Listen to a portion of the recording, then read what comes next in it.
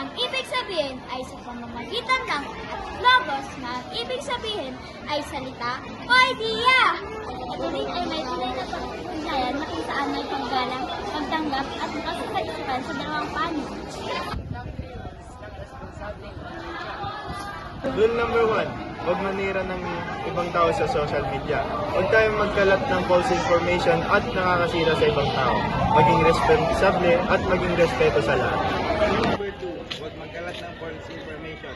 Kumuha tayo ng magkakatiwalaang impormasyon sa tunay na website o kung ano man para mapag-iwasan ang pagliliblang sa ating mga classmates at pagkalito.